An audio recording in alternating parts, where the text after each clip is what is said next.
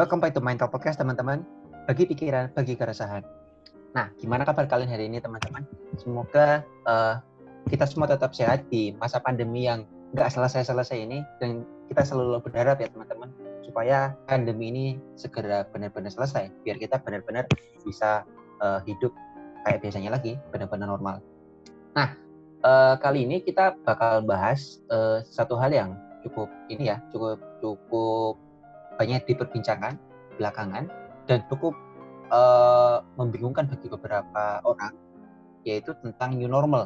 Nah, new normal ini salah satu hal yang cukup menyita perhatian belakangan karena dengan adanya pandemi ini konon katanya dapat menciptakan suatu pola normal baru. Nah, apa sih new normal ini gitu? Nah, kita sekarang akan membahas itu bareng-bareng.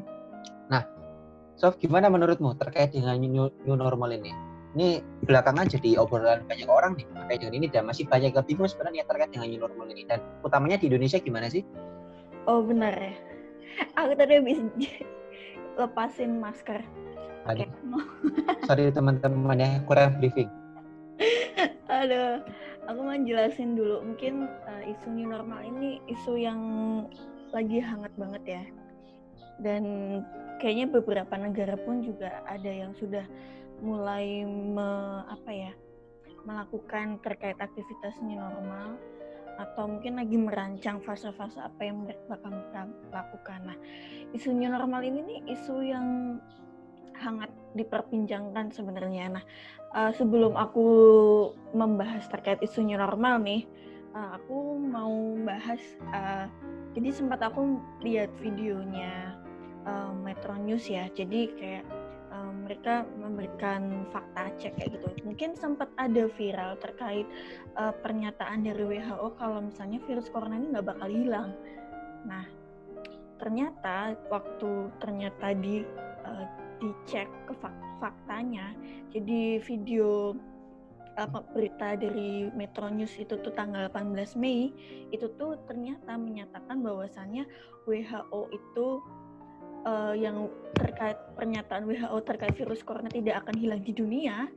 Nah, itu ternyata karena bertepatan dengan berbagai negara itu yang udah melonggarkan kebijakan lockdown atau PSBB seperti itu.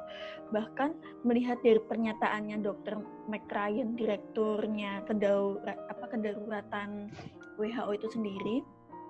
Nah, beliau juga bilang kalau misalnya waktu tanggal 17 Mei ya, itu tuh bilang bahwasannya penting diketahui virus COVID ini tuh bisa menjadi virus endemik yang ada di masyarakat kayak gitu, dan ini tidak mungkin akan pernah hilang. Dia bilang kayak gitu beliau. Nah, kenapa bisa bilang kayak gitu? Kalau aku melihat ya, itu mungkin juga ada kaitannya dengan kasusnya itu belum selesai, tapi pelonggaran itu udah ada kayak gitu loh. Jadi kan ya itu yang menjadi kayak sebab kenapa Dr. McRyan ini bilang kayak gitu. Nah, kalau misalnya kita lihat juga waktu status corona terbesar 5 negara per tanggal 17 Mei itu tuh sumbernya dari gugus percepatan. Itu ternyata yang nomor 1 kasus paling tinggi itu di Amerika Serikat per tanggal 17 Mei ya. Itu sekitar kasus 1.382.362 orang, dan yang meninggal itu 93.819 orang kayak gitu. Nah, yang kedua Rusia, ketiga itu Inggris, keempat itu Spanyol, kelima Italia, dan kita posisinya waktu per tanggal 17 itu ke 33. Terus kemarin aku sempat ngecek juga itu kita posisinya ke 23, ya sedikit meningkat sih kayak gitu. Cuman posisinya ternyata hal ini tuh peningkatan kasus ini tuh cukup meningkat ya. Apalagi kemarin aku sempat baca koran juga nih, ternyata peningkatan yang paling signifikan itu tuh kemarin kayak gitu kan. Nah, dan ada juga nih itu ya hampir 1.000 ya kemarin peningkatannya yang katanya jadi rekor sekitar 900 lebih ya kalau aku nggak salah lihat. Dan itu kayak jadi rekor paling tinggi gitu. Dan ternyata kan ada beberapa negara yang udah mulai redam tuh terkait kasus corona kayak gitu. Tapi ada juga dari situ ada juga negara yang menghadapi gelombang kedua COVID-19, misalnya kayak di Korea Selatan. Ternyata akhir-akhir ini tuh pada tanggal 10 Mei itu tuh ada kasus baru. Jumlahnya tuh ada 34 34 kasus baru. Ternyata itu ditemukan di bar kayak gitu. Terus kemudian juga ada kasus new wave. Itu ada di Tiongkok sama di Iran. Nah, beberapa negara yang melakukan new wave ini rata-rata itu karena masyarakat ini tidak taat terkait physical distancing. Nah, bahaya juga nih kalau misalnya ketika posisinya belum begitu redam, belum benar-benar recovery, belum selesai, ternyata masih aja tidak taat terkait physical distancing. Nggak cuman terkait new wave aja sih, cuman kayak beberapa negara yang tertinggi yang tadi aku sebutin, kayak di Amerika Serikat, kemudian di Rusia, Spanyol, Italia, dan itu ternyata beberapa hal yang menyebabkan itu tuh selain terkait pemerintah yang melonggarkan kebijakan terkait pembatasan sosial, ternyata juga terkait masyarakat yang melanggar atau mengkhianati untuk tidak melakukan physical distancing kayak gitu.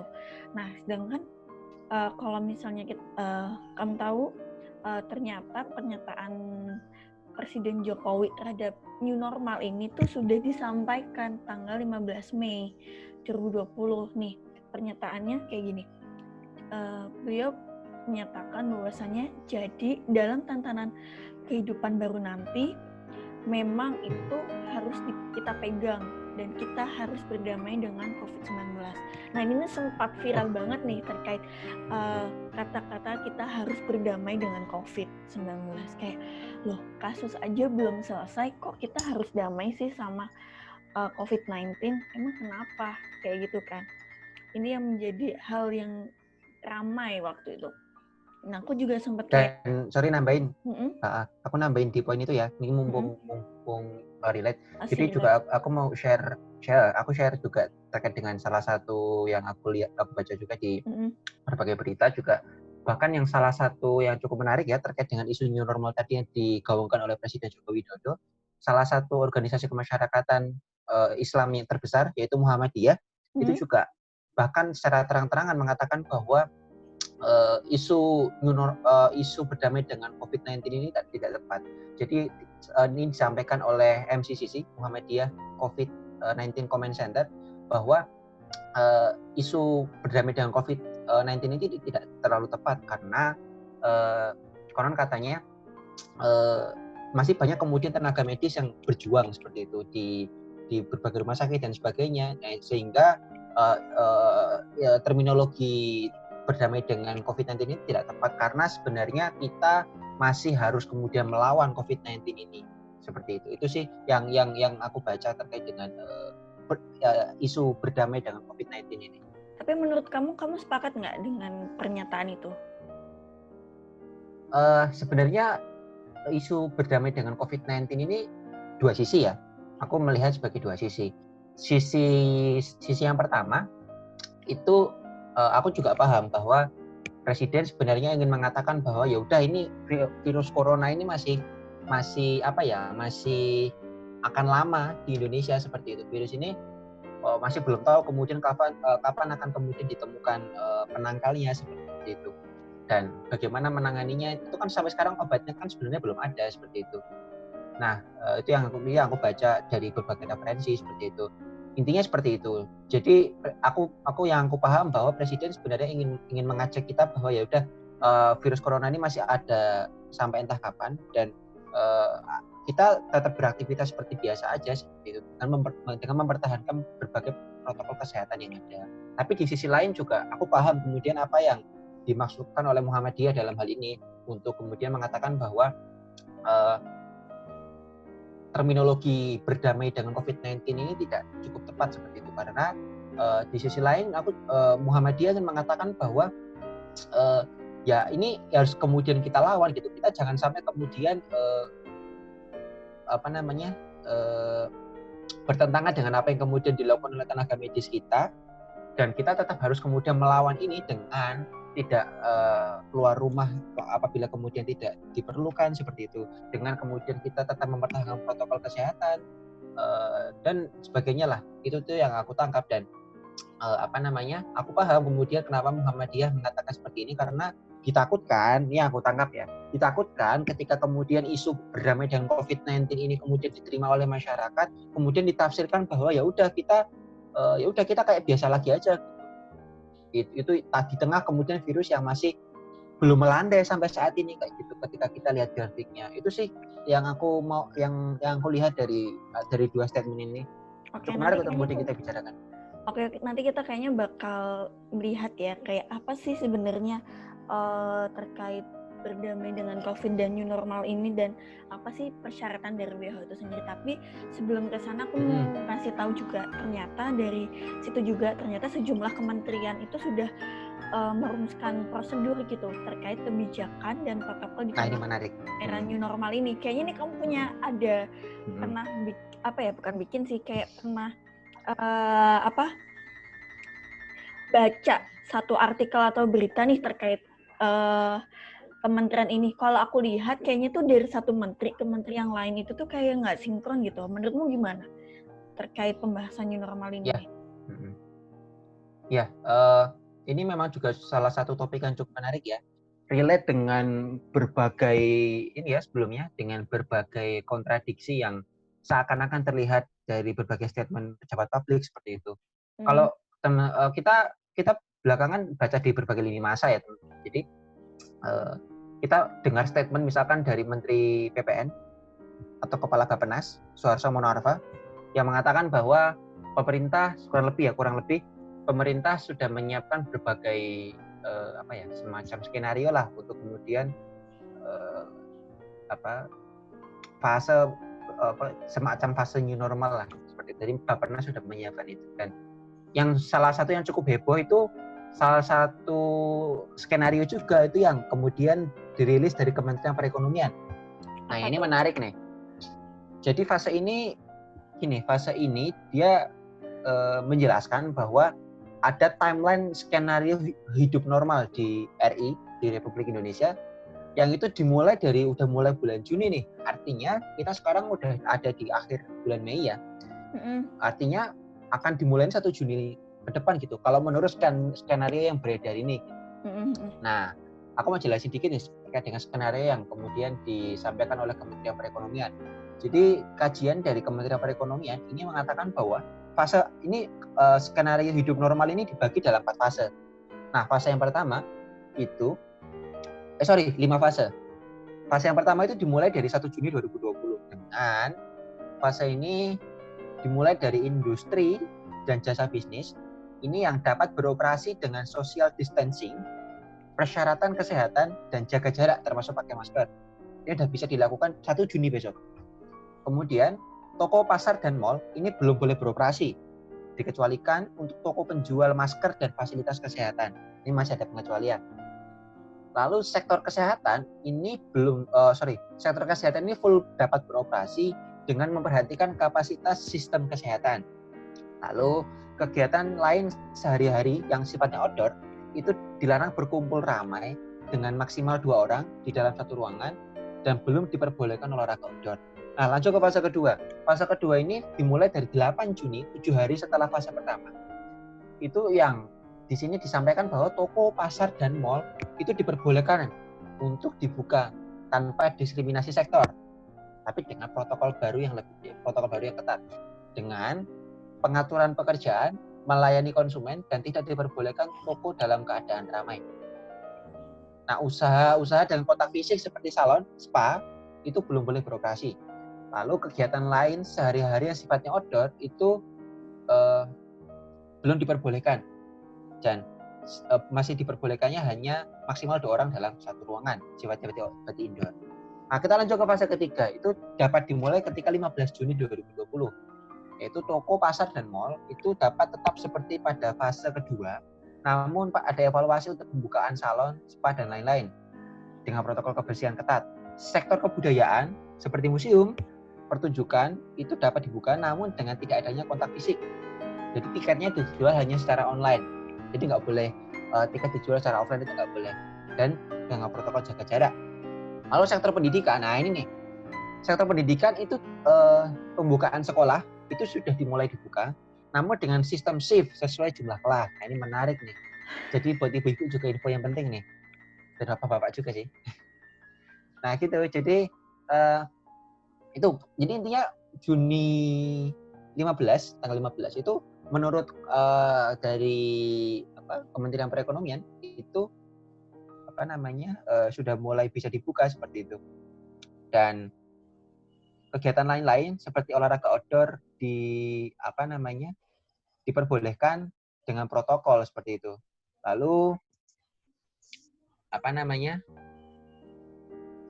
evaluasi untuk pembukaan tempat untuk pernikahan, ulang tahun, kegiatan sosial ini masih dengan evaluasi seperti itu. Lalu fase keempat itu 6 Juli 2020 yaitu pembukaan kegiatan ekonomi seperti di fase ketiga dengan tambahan evaluasi untuk pembukaan secara bertahap restoran, kafe, bar, gym, dan sebagainya dengan protokol ketat, kegiatan outdoor lebih dari 10 orang, traveling keluar kota dengan pembatasan jumlah penerbangan, boleh traveling nih untuk bulan Juli tanggal 6.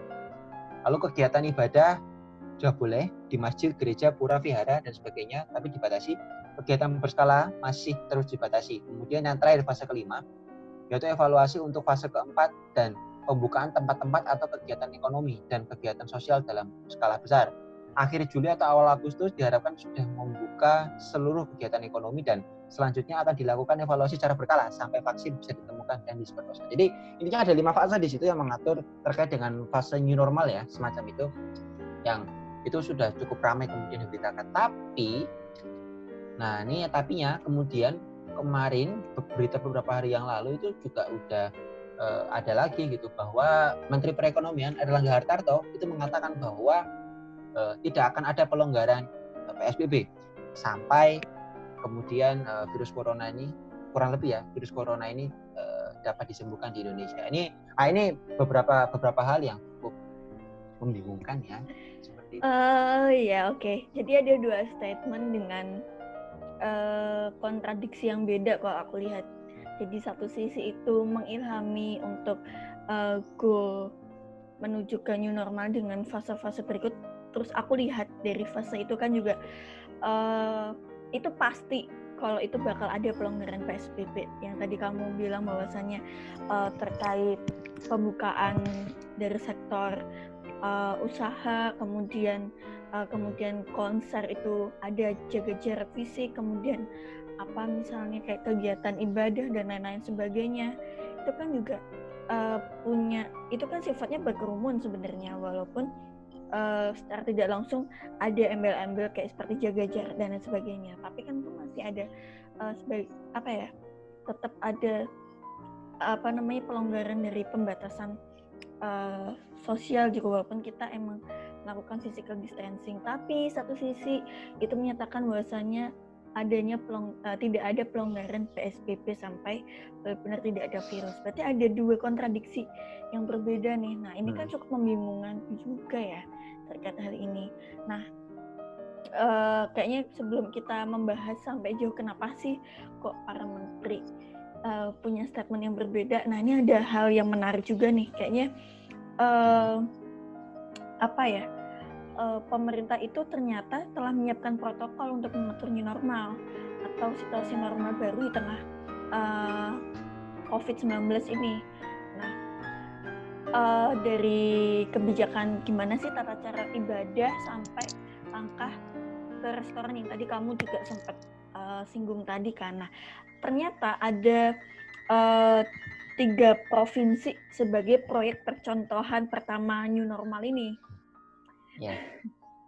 Pertama itu ada di Bali, dan ini rata-rata daerah sektor sektor pariwisata kayak di Bali, kemudian di Jogja, sama yang satunya lagi tuh di Riau.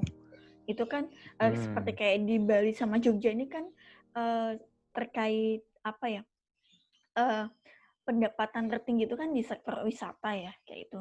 Nah, itu yang menjadi proyek percontohan pertama dalam new normal di Indonesia ini. Nah, ini kayaknya cukup menarik bahwasannya emang ternyata kalau aku analisis ya, ternyata pemerintah ini lagi menggenjot sektor perekonomian, terutama dari sektor wisata kayak gitu, dengan memproyeksikan 3 provinsi ini kayak gitu yang aku lihat.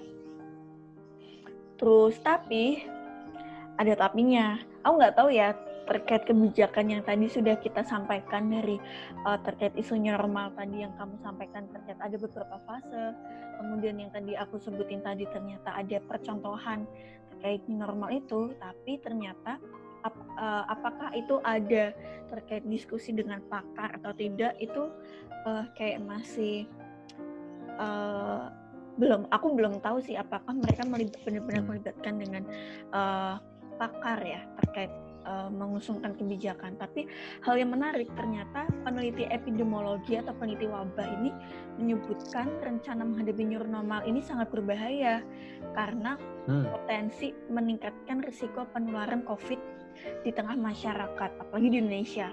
Nah, sini juga menyebabkan berdasarkan penelitian sekitar 80% kasus COVID-19 itu adalah infeksi tanpa gejala atau orang tanpa gejala. Nah, ini kan bahaya banget nih.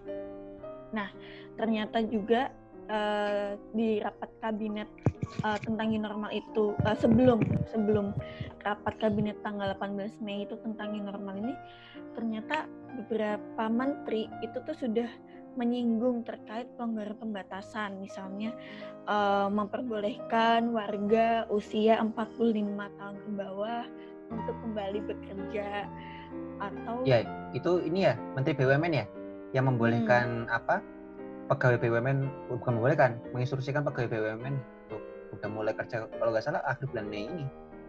Iya. Untuk pegawai BUMN. Bener, itu kan sempat ramai juga kan terkait itu, sampai banyak kontradiksi juga terkait pernyataan itu. Terus sama ini nih yang yang benar-benar panas, ya nggak panas sih, hangat lah, memperbolehkan kelompok masyarakat tertentu untuk mudik. Bahkan kan sempat kita bahas kan kemarin, episode yang kemarin terkait antara pulang kampung dengan mudik kayak gitu. Boleh pulang kampung tapi nggak boleh mudik, boleh. Atau terus ada juga yang bilang pulang kampung sama mudik itu sama aja. Hal-hal yang kayak gini kan istilahnya kayak ada perbedaan statement terkait ini. Nah, terkait pelonggaran ini kan ternyata sudah disinggung sebelum adanya rapat kabinet terkait new normal ini kayak gitu. Nah, ternyata ini bahaya karena emang dari segi risiko kasus itu tuh rata-rata tuh di Indonesia itu adalah infeksi tanpa gejala kayak gitu. Terus aku juga bakal nyinggung juga, ternyata di sini aku lihat artikel ya lewat BBC. Ternyata di sini nyebutin BBC atau ABC, peneliti epidemiologi dari Eijkman Oxford Clinical Research Unit Henry Surendra mengatakan bahwa jika yang dituju pemerintah itu dengan melakukan pengurangan pembatasan sosial untuk menciptakan herd immunity, maka rencana itu sangat berbahaya kayak gitu. Nah, mungkin yang disebut dengan herd immunity itu kekebalan imun ya pada masyarakat untuk terkait terpaparnya COVID kayak gitu. Nah, menurut aku ini juga bahaya juga nih kalau misalnya menciptakan herd immunity ini, sedangkan kasus penurunan aja belum terlalu signifikan, dia belum konsisten kayak gitu sih. Nah, nih sedangkan menurut WHO ini sebelum langkah pelonggaran pembatasan untuk menuju new normal diterapkan, harusnya pemerintah itu membuktikan bahwa transmisi virus corona ini sudah dikendalikan. Pelonggaran pembatasan menurut WHO ini harus dilakukan secara bertahap dan otoritas terkait diminta mengevaluasi kebijakannya. Nah, ada yang perlu diperhatikan dari WHO nih. Pertama, transmisi virus yang sudah dikendalikan. Nah, apakah Indonesia sudah melakukan hal tersebut? Nah, ini kan sebuah tanda tanya nih. Kemudian, pelonggarannya dilakukan secara bertahap, apakah ini sudah mulai dilakukan? Dan yang ketiga, otoritas kebijakan itu sudah ada evaluasi setiap melakukan kebijakan. Apakah ini sudah dilakukan oleh Indonesia? Nah, ini kan persyaratan nih dari WHO terkait hal-hal yang perlu kita lakukan sebelum ke step selanjutnya ke ranah ke new normal ini kayak gini. Nah, menurutmu dengan melihat persyaratan yang diajukan oleh WHO dengan kita melihat situasi sekarang nih di Indonesia, apakah sebenarnya tuh Indonesia itu sudah memenuhi persyaratan itu nggak sih? Kalau menurutmu gimana? Memang ini ya, memang cukup ini ya, problematik ya. Tadi apa aja syarat dari WHO, mungkin bisa diulang? Yang pertama tuh ya, satu, membuktikan bahwasannya transmisi virus corona ini sudah dikendalikan. Terus yang kedua, terkait pelonggaran pembatasan itu harusnya secara bertahap. Kedua, terus yang ketiga, terkait otoritas terkait kebijakan itu harus adanya evaluasi setiap melakukan kebijakan. Ketiga itu. Nah, memang ini ya, ada salah satu terkait dengan syarat pelonggaran tadi, memang ada salah satu rujukan yang menarik ya. Ini dari salah satu talk show itu memang dari gugus tugas COVID-19 untuk gugus tugas percepatan penanganan COVID-19 itu dia mengatakan bahwa memang untuk new normal dalam artian ini ya, untuk pelonggaran nanti, skenario yang kemudian akan diterapkan oleh gugus tugas itu memang tidak akan sama semuanya seperti itu. Jadi yang aku lihat di situ bahwa nantinya itu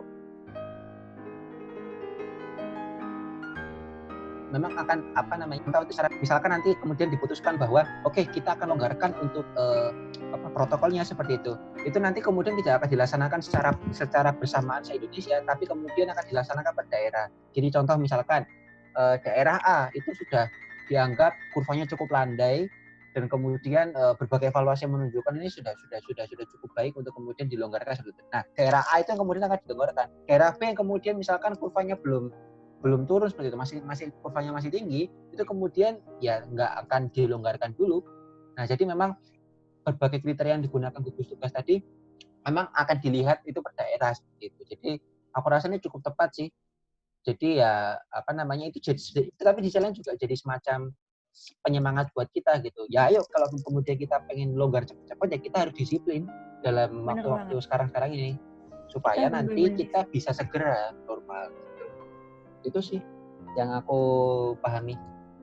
Oke.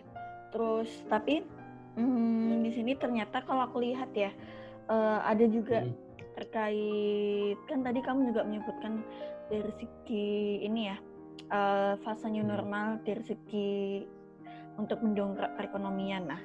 Nah di sini juga menurut penelitian Emil Verner, itu dia tuh beliau ini adalah asisten profesor di Massachusetts Institute of Technology MIT bersama dua kelompok ekonomi Bank Sentral Amerika Serikat, menunjukkan berdasarkan perjalanan historis peradaban manusia, respon yang kuat dan tanggap terhadap penanganan virus akan mempercepat pemulihan ekonomi. Nah, ini yang menjadi menarik itu adalah sepertinya menjadi solusi sih. Kalau misalnya kita siap untuk menghadapi terkait new normal, berarti kita juga siap untuk menghadapi terkait penanganan ini virus secara tanggap dan cepat dan tepat. Ya nggak sih? Kalau misalnya kita tepat dan kita emang niatnya itu untuk bagaimana itu hidup human life-nya masyarakat itu semakin lebih baik kayak gitu, bukan semata-mata untuk mendongkrak ekonomi, pun itu juga akan mengikuti terkait percepatan pemulihan ekonomi kayak gitu.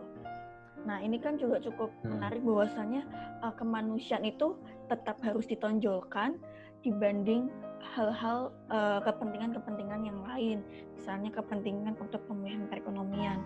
Jadi emang itu yang paling penting itu, walaupun bukan berarti pemulihan perekonomian itu nggak penting, cuman hal yang lebih penting itu adalah aspek dari sisi kemanusiaan ini yang perlu diperhatikan kalau aku lihat. Kayak gitu sih. Terus tapi kita melihat ya terkait mengevaluasi terkait siap nggak sih pemerintah itu melakukan new normal ini dengan adanya kasus PSBB yang banyak dilanggar, kemudian sudah ada rencana untuk segera pelonggaran tanpa ada alasan yang jelas. Habis itu ternyata para pakar sains atau ilmuwan itu merasa tidak dilibatkan ternyata oleh pemerintah dalam mengambil keputusan kebijakan itu, sehingga jika ada pernyataan Indonesia itu sudah aman dari virus corona, itu pun juga tidak memiliki bukti ilmiah kayak gitu.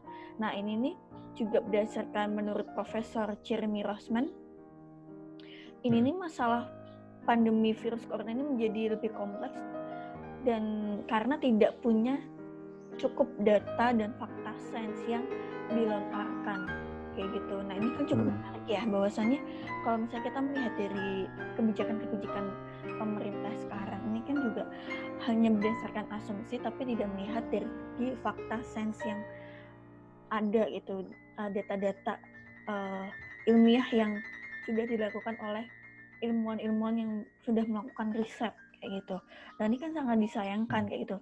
Kalau misalnya, kayaknya kita kemarin juga sempat bahas ya kemarin terkait pentingnya kolaborasi antara pemerintah dengan pakar atau ilmuwan kayak gitu. Ketika mereka bisa saling berkolaborasi satu sama lain dalam penanganan COVID pun juga bakal tepat kayak gitu. Ya nggak sih? Menurutmu gimana? Ya. Ini juga salah satu yang menarik sih. Jadi ada salah satu pengamat ekonomi yang terkenal, yaitu Faisal Basri. Itu juga menunjukkan statement bahwa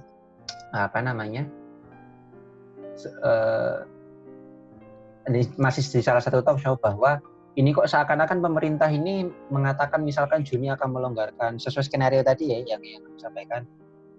Kayak Juni misalkan mau melonggarkan dan sebagainya, itu sebenarnya kok seakan-akan kayak landasannya ya memang apa yang disampaikan oleh keinginannya presiden seperti itu. Kan dulu kita ingat bahwa presiden inginnya ya Juni ini sudah mulai landai dan sebagainya. Tapi nyatanya kurvanya masih belum landai kayak gitu. Bahkan rekornya pun baru beberapa hari yang lalu gitu, yang hampir 1.000 sehari. Itu kan artinya kurva kita masih meningkat seperti itu. Nah itu menandakan bahwa kita sebenarnya masih belum bisa melonggarkan kayak gitu. Dan pakar epidemiologi dari UI, aku lupa namanya siapa, itu juga sebenarnya bahkan bilang bahwa ya ini kita belum saatnya untuk kemudian melonggarkan karena kurva kita ya masih tinggi kayak gitu. Itu sih. Jadi memang seharusnya aku merasa bahwa pakar ini harus memang lebih dilibatkan dalam setiap pengambilan keputusan. Jadi kajian-kajian itu ya harusnya melibatkan pakar gitu. Kayak ini ya inline dengan apa yang kita sudah lakukan episode sebelumnya dan sebelumnya lagi nih terkait kita lagi-lagi membahas terkait kematian matinya kepakaran dari Tom Nichols itu. Terus kita nyambung harusnya tuh pakar tuh mau ngapain sih, ya nggak sih? Harusnya posisinya pakar itu dilakukan di mana dan harus ada kolaborasi dengan pemerintah kayak gitu. Nah, ini mungkin menjawab apa yang sudah kita bicarakan dari episode-episode sebelumnya kayak gitu. Nah, iya, benar banget. Iya kan? Terus kalau aku lihat ya, dengan melihat fase-fase yang kita sudah paparkan, kayak misalnya tadi kamu bilang bahwasannya presiden pernah mengatakan bahwasannya akhir Juni itu harus landai, kemudian